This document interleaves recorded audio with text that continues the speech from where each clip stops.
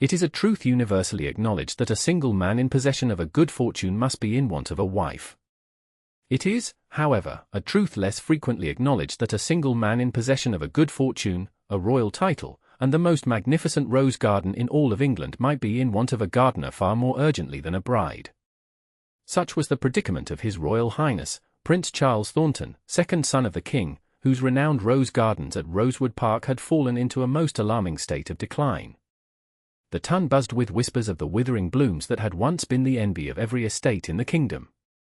Even Lady Harrington, whose own gardens were little more than patchy arrangements of stubborn weeds, had been heard to remark with undisguised glee that the prince's roses have become as lifeless as his conversation at dinner. The prince, known for his reserved nature and scholarly pursuits rather than social graces, found himself in the unusual position of caring deeply about something the ton found worthy of gossip. His roses were his pride, his passion, his refuge from the endless parade of eligible young ladies his mother insisted on parading before him each season. "Something must be done, Your Highness," declared Mr. Finch, the royal head gardener, a man whose expertise with plants was matched only by his talent for stating the obvious. "The roses are suffering from a malady I cannot identify."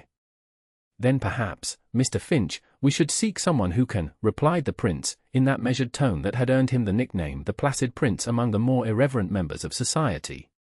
It was at this most fortuitous moment that Miss Amelia Whitfield arrived at Rosewood Park, accompanying her father, the renowned botanist Dr. Joseph Whitfield, who had been summoned to examine certain rare specimens in the Royal Conservatory.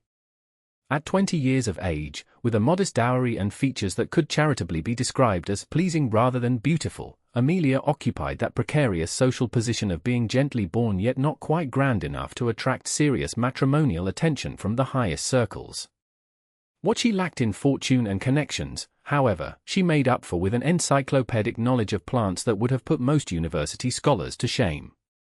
This knowledge was acquired through years of assisting her father and, more importantly, through her own keen observation and experimentation in their modest garden in Hertfordshire.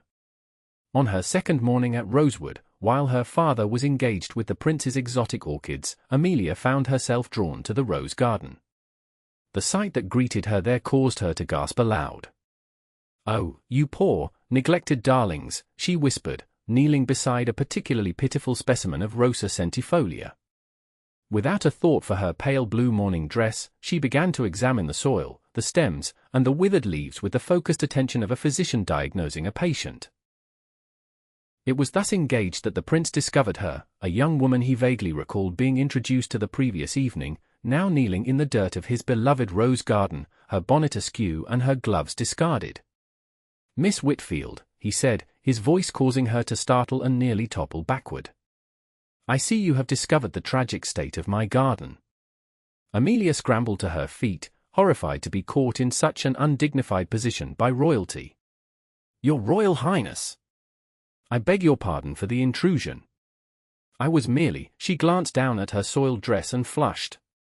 "That is to say, I couldn't help but notice the deplorable condition of my roses," he finished for her. "You need not be diplomatic, Miss Whitfield. I am well aware of their sorry state." Something in his expression, a genuine sorrow rather than mere aristocratic annoyance, emboldened Amelia. "They can be saved," she said with quiet certainty. Prince Charles raised a skeptical eyebrow. "Mr. Finch seems to believe otherwise, and he has been tending royal gardens since before I was born." "With all due respect to Mr. Finch's experience," Amelia replied, warming to her subject, "I believe your roses are suffering from a particular fungal infection that thrives in the specific combination of soil composition and drainage conditions present in this part of your garden. If I may be so bold, Your Highness, your roses do not need more coddling, they need proper treatment and then to be left to their own hardy nature." The prince regarded her with newfound interest. Here was no simpering débutante pretending an interest in horticulture to secure his attention, but a young woman speaking with genuine knowledge and passion. "And you can provide this treatment, Miss Whitfield?" "I believe I can, Your Highness. I've encountered this condition in my father's garden and developed a remedy that proved quite effective." "Then by all means, proceed," he said, gesturing grandly to the ailing garden. "Though I warn you, Mr. Finch guards his territory as jealously as a mother hen with her chicks." Amelia smiled, a warm, genuine expression that transformed her ordinary features into something quite charming. I shall endeavour to tread lightly around his sensibilities, Your Highness. And so began what the gossips of the Ton would later term the Royal Rose Rebellion, as Miss Amelia Whitfield, armed with little more than her knowledge, determination, and a concoction of her own devising, set about restoring the prince's beloved roses to their former glory. Mr. Finch, as predicted, was not pleased. "Begging your pardon, Miss Whitfield," he said stiffly on the third day of her intervention, "but these gardens have been under my care for 30 years, and I do not believe that a young lady with no formal training can possibly—" "Mr. Finch," interrupted the prince, who had taken to spending an unusual amount of time observing the progress in the garden, "I believe we should give Miss Whitfield the opportunity to demonstrate her theories. After all, conventional methods have failed us thus far." The older man bowed stiffly and retreated, muttering under his breath about modern notions and disrespect for tradition. Amelia, for her part, worked tirelessly, applying her remedy, adjusting soil conditions, and speaking to the roses in gentle tones when she thought no one was listening. The prince, however, often was listening, concealed behind a hedge or a statue, increasingly fascinated by this unusual young woman who seemed to understand his beloved roses better than anyone else. "You speak to them as if they can hear you," he remarked one afternoon, stepping out from behind a marble Aphrodite and causing Amelia to drop her watering can. "Your Highness! You startled me," she gasped, cursing herself for being caught in yet another undignified moment. "My apologies," he said, though the slight curve of his lips suggested he was not entirely sorry. "You didn't answer my question."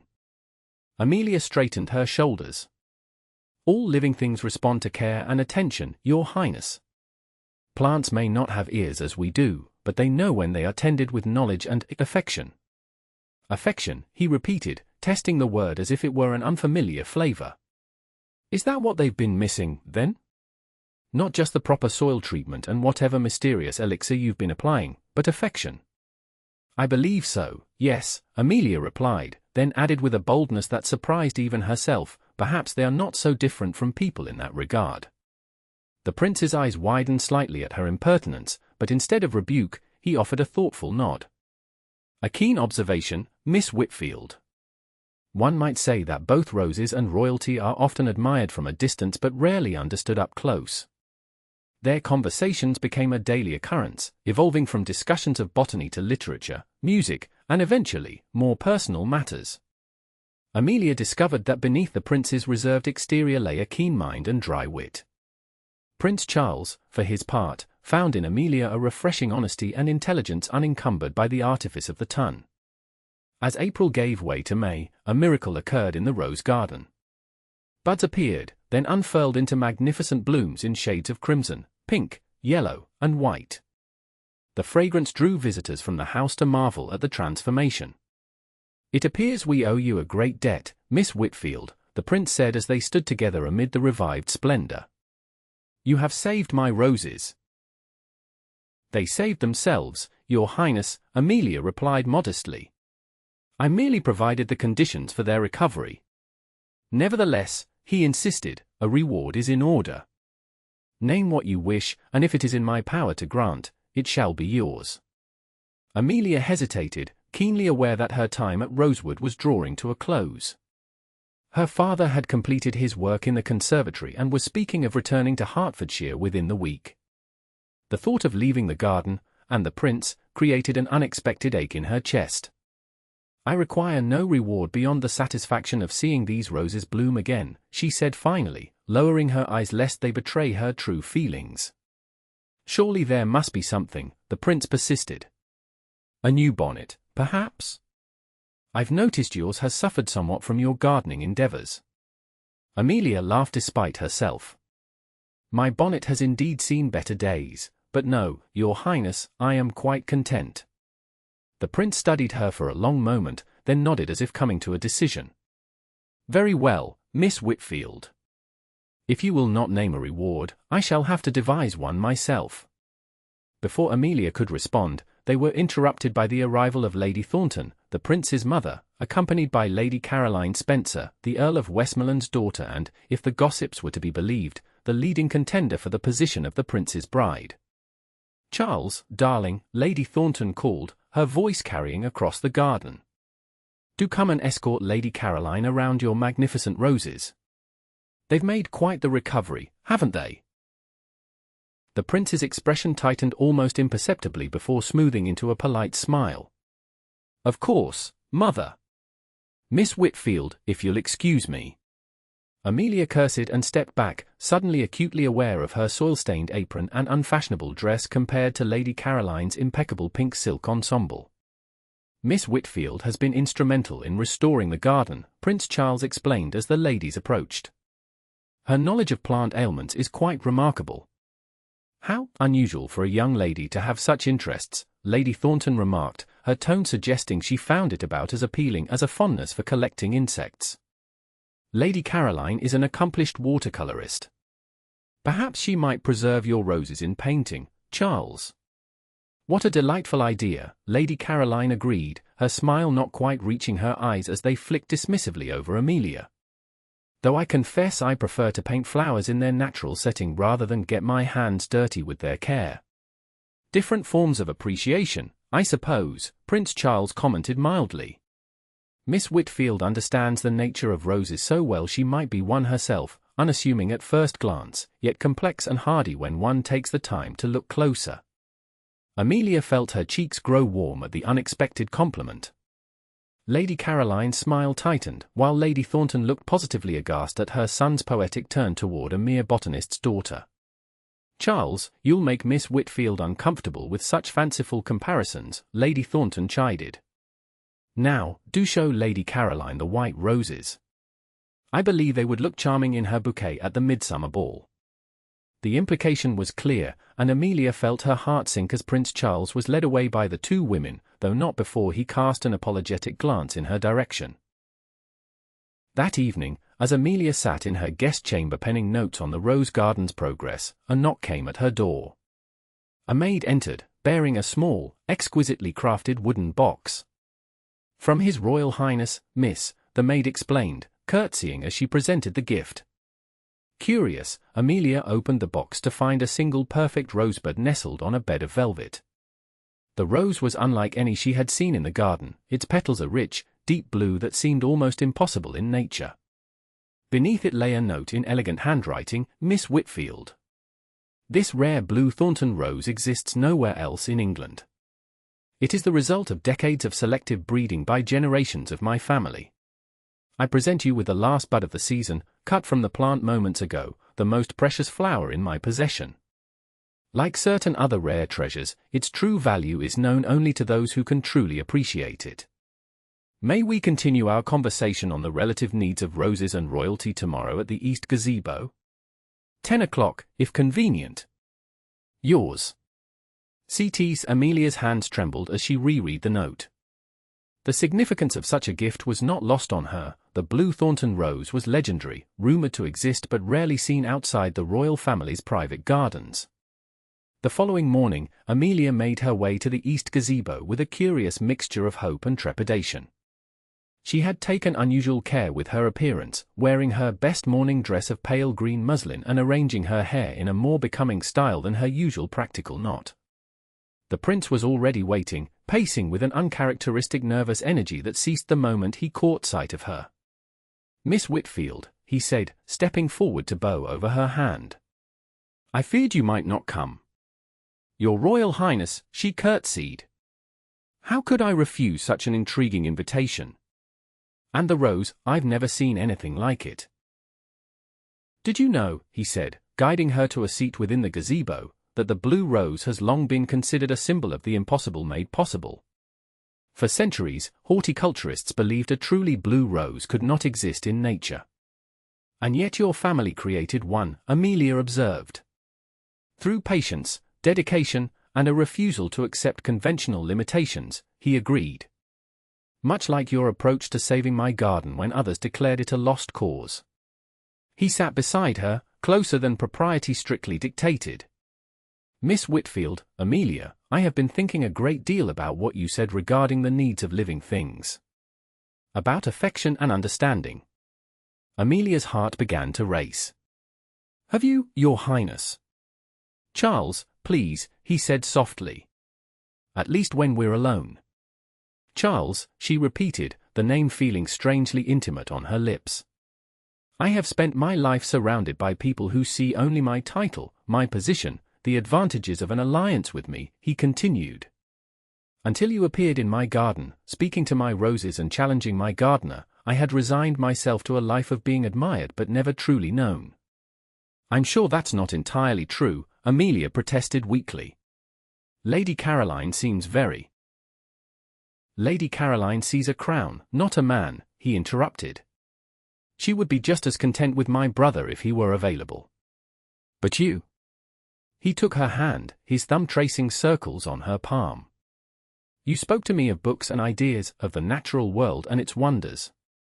You saw my garden, my true passion, and you understood its importance to me without explanation." Amelia found herself unable to look away from his earnest gaze.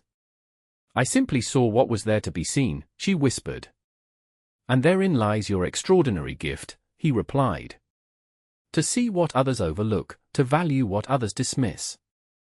With his free hand, he reached into his coat and withdrew a small velvet pouch. "I told you yesterday that if you would not name a reward, I would devise one myself."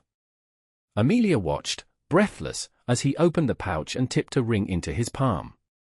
It was an unusual design, a delicate gold band supporting not a diamond, but a small, perfect rendering of a rose in blue sapphire. "The most precious flower in my garden led me to the most precious woman I have ever known," he said, his voice steady despite the vulnerability in his eyes. "Amelia Whitfield, would you do me the great honor of becoming my wife?" For a moment, Amelia could only stare in disbelief. "But your mother, the ton, they would never accept. My mother will adapt, as mothers do when their children's happiness is at stake," he replied with a wry smile. "As for the ton, let them gossip. I am a prince, I can weather their disapproval. The question is, can you?" Amelia thought of her simple life in Hertfordshire, of the modest expectations she had held for her future. Then she thought of this man, this thoughtful, intelligent man who saw value in her mind and heart when others saw only her unremarkable exterior and limited fortune. "Yes," she said finally, her voice growing stronger with conviction. "Yes, I can weather anything with you beside me." His smile as he slipped the ring onto her finger was like the sun breaking through clouds. "Then let us tend this new garden together," he said, drawing her close. "I have a feeling it will bloom even more magnificently than my roses." And so it came to pass that Miss Amelia Whitfield, armed with little more than knowledge, compassion, and a talent for nurturing growing things, captured the heart of a prince. Their wedding 3 months later was the talk of the season, with guests marveling at the spectacular display of blue roses adorning Westminster Abbey and the radiant happiness of the bride and groom. Lady Thornton, after an initial period of resistance, eventually conceded that her son had chosen well when she discovered her new daughter-in-law's gift for diplomatic conversation at state dinners and genuine interest in charitable works. Mr. Finch, for his part, developed a grudging respect for the new princess's horticultural expertise, though he would sooner have died than admit it openly. As for Prince Charles and Princess Amelia, they established a royal botanical garden that became renowned throughout Europe, a living testament to their shared passion and the unexpected love that had blossomed between them. And every year, on the anniversary of their first meeting in the rose garden, the prince presented his wife with a single blue Thornton rose, a reminder of the rare and precious flower he had found in her. For in the end, it was not merely the prince's roses that Amelia had saved, but the prince himself, from a life of being admired but never truly known, of being valued for his position rather than his person. And in return, he had offered her the most precious flower of all, his heart, in full and glorious bloom.